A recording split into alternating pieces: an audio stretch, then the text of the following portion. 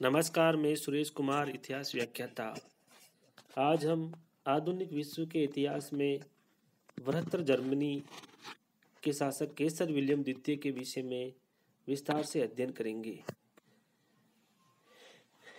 कैसर William 1888 ईस्वी में Germany का सम्राट बना और 1890 में उसने बिस्मार्क को त्यागपत्र देने को विवश कर दिया।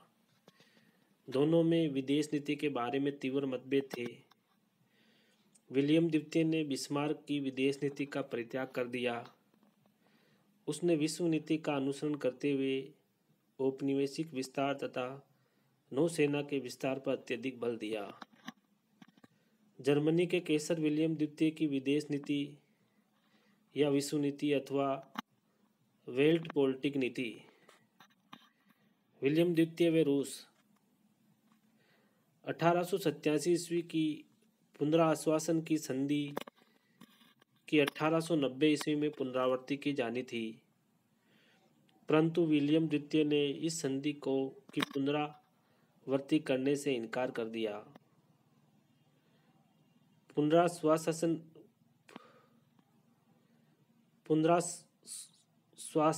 की संधि का नवीनीकरण न होने से रूस एकाकी हो गया, अतः उसे फ्रांस से मित्रता करने के लिए बाध्य होना पड़ा। फ्रांस व रूस की मैत्री 1864 ईस्वी में रूस तथा फ्रांस के बीच विधिवत एक मैत्री संधि संपन्न हुई। इस संधि के फलस्वरूप फ्रांस का एकाकीपन समाप्त हो गया तथा रूस को भी एक सहयोगी मिल गया। सेकंड रूस से संधि करने का प्रयत्न। जुलाई 1905 ईस्वी में रूस तथा जर्मनी के सम्राटों ने फिनलैंड के ब्यूर्को नामक स्थान पर मिलकर एक गुप्त समझौता किया, परंतु जार के मंत्री लैम्सडार्फ तथा विट ने इस संधि का घोर विरोध किया। फ्रांस के विरोध पर यह संधि टूट गई। इस प्रकार विलियम द्वितीय का रूस के साथ मैत्री संधि करने का प्रयत्न विफल हो गया। विलियम द्वितीय तथा इंग्लैंड विलियम द्वितीय के शासन के प्रारंभिक वर्षों में जर्मनी और इंग्लैंड के बीच मैत्रीपूर्ण संबंध बने रहे, परंतु शीघ्र ही ब्रिटेन तथा जर्मनी के बीच मतभेद बढ़ने लगे और दोनों देशों के आपसी संबंध कटुतापूर्ण बन गए। निम्नलिखित घटनाओं के कारण जर्मनी और इंग्लैंड के बीच मनमुटाव बढ़ता चला गया। नंबर 1 है विलियम द्वितीय द्वारा ब्रिटेन के मैत्री प्रस्तावों को ठुकराना। 1899 ईस्वी में इंग्लैंड के औपनिवेशिक मंत्री चैम्बरलैन ने जर्मनी तथा अमेरिका के साथ मिलकर एक त्रिराष्ट्रीय संधि करने का प्रस्ताव किया, परंतु विलियम द्वितीय ने इस प्रस्ताव का घोर विरोध किया। नंबर 2 है इंग्लैंड व फ्रांस के बीच मैत्री संधि। 1904 में इंग्लैंड और फ्रांस में मैत्री संधि हो गई, जिससे विलियम द्वितीय बड़ा चिंतित हुआ। उसने इंग्लैंड और फ्रांस की मैत्री संधि को छिन्न भिन्न करने का भरसक प्रयास किया, किंतु उसे असफलता का मुंह देखना पड़ा। जर्मनी द्वारा टर्की के साथ घनिष्ठ संबंध स्थापित करने से भी ब्रिटेन चिंतित था। 1902 ईस्वी में जर्मनी ने टर्की के साथ एक समझौता करके बर्लिन बगदाद रेलवे लाइन बनाने का अधिकार प्राप्त कर लिया, परंतु इंग्लैंड ने बर्लिन बगदाद रेलवे योजना का विरोध किया। जर्मनी द्वारा नौसेना का विस्तार करना। 1898 तथा 1900 ईस्वी में नौसैनिक कानून पास किए गए, जिनके अनुसार जर्मनी ने ब्रिटेन की भांति विशाल जंगी जहाज ड्रेडनोट बनाने शुरू कर दिए। इंग्लैंड ने भी अपनी समझ शक्ति अपनी नौसेना को सुदृढ़ बनाने में लगा दी। नेक्स्ट है मोरक्को संकट। 1911 ईस्वी में अगाडी संकट के अवसर ब्रिटेन की चेतावनी के कारण जर्मनी फ्रांस के विरुद्ध कठोर कदम नहीं उठा सका और उसे फ्रांस के साथ समझौता करने के लिए बाध्य होना पड़ा। नेक्स्ट है विलियम द्वितीय तथा फ्रांस। यद्यपि बिस्मार्क ने अपने कूटनीतिक प्रयासों से फ्रांस को 1890 तक मित्रहीन और एकाकी बनाए रखा, परंतु विलियम द्वितीय की अदूरदर्शिता और विवेकहीनता के कारण फ्रांस को रूस तथा इंग्लैंड के साथ मैत्री संधि करने का अवसर मिल गया। 1894 में रूस तथा फ्रांस के बीच मैत्री संधि संपन्न हो गई।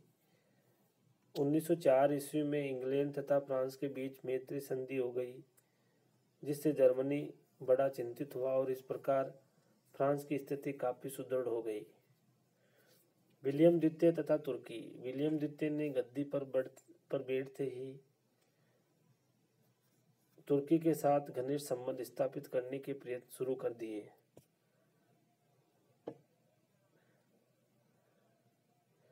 उन्नीस सौ 2-3 में जर्मनी ने तुर्की के सुल्तान से बर्लिन बगदाद रेलवे लाइन बनाने का अधिकार प्राप्त कर लिया, परंतु ब्रिटेन, फ्रांस तथा रूस ने बर्लिन बगदाद रेल योजना का विरोध किया। इस योजना के कारण अंतर्राष्ट्रीय तनाव में वृद्धि हुई, क्योंकि ब्रिटेन, फ्रांस तथा रूस निकट पूर्व में जर्मनी के बढ़ते हुए प्रभाव से चिंतित थे तथा उसको रोकना चाहते थे। नंबर 5 है विलियम द्वितीय तथा बोस्निया संकट। 6 अक्टूबर 1908 को ऑस्ट्रिया ने बोस्निया तथा हर्जेगोविना को अपने साम्राज्य में मिलाने की घोषणा कर दी। इस कारण रूस तथा ऑस्ट्रिया के संबंध बहुत बिगड़ गए। रूस ने ऑस्ट्रिया को युद्ध की धमकी दी, परंतु जर्मनी ने अपने मित्र ऑस्ट्रिया का समर्थन किया। जर्मनी ने ऑस्ट्रिया का खुलकर पक्ष लिया और रूस को चेतावनी देते हुए कहा कि ऑस्ट्रिया से युद्ध करने से पूर्व उसे जर्मनी से टक्कर लेनी होगी। अतः रूस को अपमान के कड़वे घूंट पीने पड़े और चुपचाप बैठना पड़ा। नेक्स्ट है त्रिराष्ट्रीय गुट की दुर्बलता का प्रकट होना। 1911 ईस्वी में अगाडिर के संकट का लाभ उठाकर इटली ने ट्रिपोली पर आक्रमण कर दिया। अंत में तुर्की ने विवश होकर 1912 ईस्वी में इटली से एक संधि कर ली,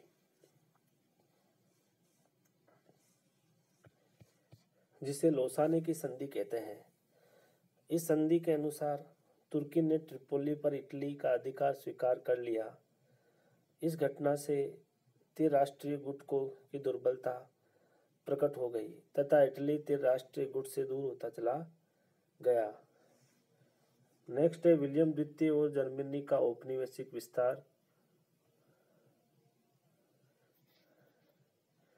विलियम द्वितीय और जर्मनी का औपनिवेशिक विस्तार। 1897 ईस्वी में जर्मनी ने युद्धपोतों को भेजकर किरियाओं चानों पर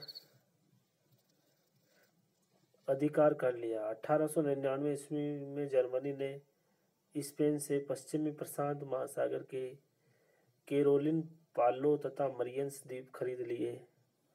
1911 ईस्वी में जर्मनी को फ्रेंच कांगो का एक बड़ा भाग भी प्राप्त हो गया। विश्व नीति के परिणाम। विलियम द्वितीय की विश्व नीति के परिणाम जर्मनी के लिए हानिकारक सिद्ध हुए। उसकी नौसेना के विस्तार से इंग्लैंड और जर्मनी के बीच मनमुटाव उत्पन्न हो गया तथा इन दोनों राज्यों के संबंध में तनावपूर्ण हो गए। जब उसने तुर्की में जर्मनी के प्रभाव का विस्तार करने का प्रयास किया तो इससे इंग्लैंड और रूस दोनों ही नाराज हो गए।